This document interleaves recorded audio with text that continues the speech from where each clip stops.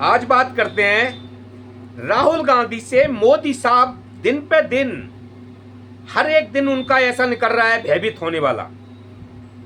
तो दोस्तों, पहले बात करता हूं मैं मोदी जी और राहुल गांधी के बाद में बात करेंगे। पहले बात करते हैं कि जो गुजरात कोर्ट से राहुल गांधी को 2 साल की सजा जो सुनाई थी, जिसमें के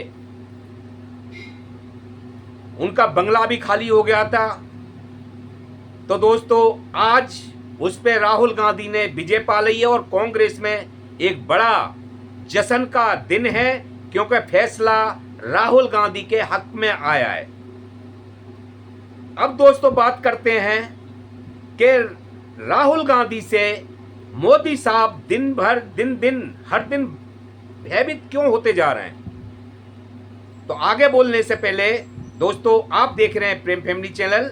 अगर चैनल सब्सक्राइब नहीं करा है तो हमारे चैनल को सब्सक्राइब कर लीजिए और लास्ट तक बने रहिए। तो छोटी छोटी बातें में राहुल गांधी क्यों पॉपुलर हो रहे हैं और जो मोदी साहब जो कर नहीं पा रहे तो वो क्यों भयभीत हो रहे हैं राहुल गांधी के बढ़ते कदम से और बढ़ती छवि से। राहुल गांधी ने एक जनता के और देश के अंदर अपनी छवि अपने कर्मों से बनाई है। जिस राहुल गांधी को मोदी पप्पू समझते थे, आज वही राहुल गांधी मोदी साहब को चुनौती बन गया है।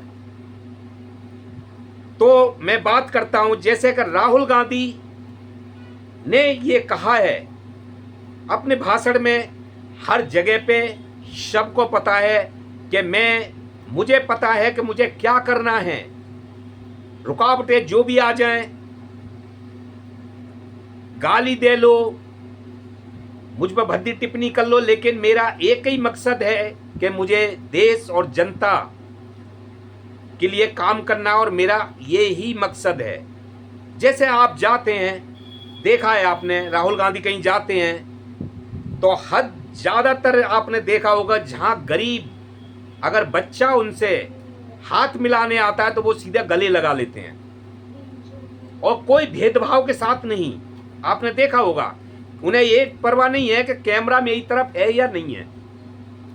ये राहुल गांधी को परवाह नहीं है कि मेरी तरफ कैमरा फोकस कर रहा है या नहीं कर रहा है, लेकिन उसको गले मिला के और उससे गोद में भी उठा के चल पड़ते हैं। गरीबों के बीच जाके सबकी दुख और दर्द की कहानी सुनते हैं और उनको राह मशवरा करते हैं, उनके साथ डिस्कशन करते हैं। जहाँ भी कोई मुद्दा, चाहे वो जैसे हाथरस है, मणिपुर हुआ, वायनाड हुआ, और भी बहुत ही जगह जहाँ भी कुछ होता है और उन्हें राहुल गांधी वहाँ पहुँचते हैं।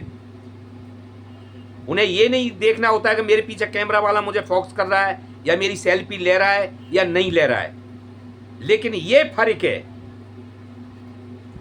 कि राहुल गांधी दिखावा नहीं कर रहे हैं। वो एक अपने परिवार की तरह और अपने देश को बचाने का काम कर रहे हैं गलत हाथों से। जो भ्रष्टाचार फैला हुआ है, भड़काऊ बयान हो रहे हैं, जैसे कि मोदी संसद जो नेता हैं, चाहे वो अनुराग ठाकुर ले लीजिए, चाहे वो कंगना ले लीजिए, चाहे रिटायरमेंट स्मृति ईरानी ले लीजिए। तो दोस्तों, मोदी साहब की अब फर्क वाली में बात लाता हूं कि मोदी साहब ने कभी किसी जनता के बीच जाके किसी गरीब का हाथ पकड़ के गले लगाते देखा है आपने? खेतों में जाके धान लगाते देखा है? वकीलों से मिलते या फिर कुलियों से मिलते देखा है? ऑटो रिक्शा वालों से मिलते देखा है? किसी अचानक ही किसी रेस्टोरेंट में पहुंच जाते हैं?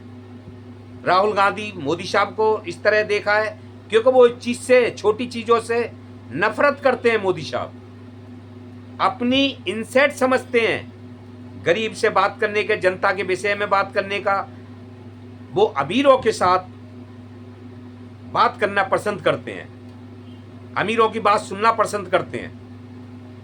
तो राहुल की जो बढ़ती छवि, देश को लेके चलना, देश के मुद्दे को लेके चलना, जो मोदी साहब को अब दिन दिन भारी पड़ रही है। तो दोस्तों, राहुल गांधी को क्यों ना हो दर्द, क्योंकि दादी और बाप ने इस देश के लिए कुर्बानियां दी हैं।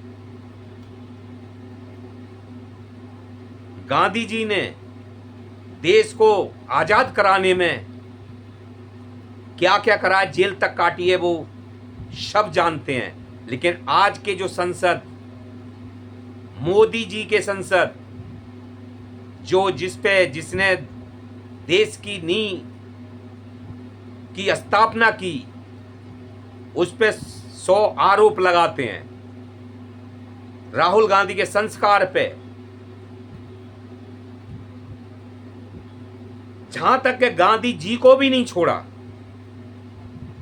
इंदिरा गांधी और राजीव गांधी तो अलग की बात है, गांधी जी तक को नहीं छोड़ा। जो संसद जो जब पैदा भी नहीं हुए थे, इन्हें पता भी नहीं कि देश कैसे आजाद हुआ था, वो आके मोदी जी को एक अपना रुतबा दिखाना चाहते हैं कि हम एक इस तरह बोलते हैं विपक्ष के खिलाफ, और जिसका मोदी जी खुलकर समर्थन करते हैं। जैसे कि अनुराग ठाकुर ने राहुल गांधी पे इतने कड़वे वचन बोले, लेकिन मोदी जी ने समर्थन किया। कंगना या स्मृति, रिटायर्ड स्मृति। तो दोस्तों, ये फर्क है राहुल गांधी में और मोदी साहब में, कि मोदी साहब एक तानाशाही के हिसाब से रहते हैं और राहुल गांधी एक जनता के बीच में, जनता से मिलके बिल्कुल जनता के ही गरीबों की तरह उनसे मिलते हैं जाके, भेदभाव नहीं उनके अंदर। तो दोस्तों, बातें बहुत सी हैं, उठाना चाहो खोलते जाओ तो खोलते जाओ। लेकिन दोस्तों, यहीं पे हम समाप्त करते हैं। प्रेम सिंह को दीजिए इजाजत। नमस्कार, फिर कोई वीडियो लेके आते हैं।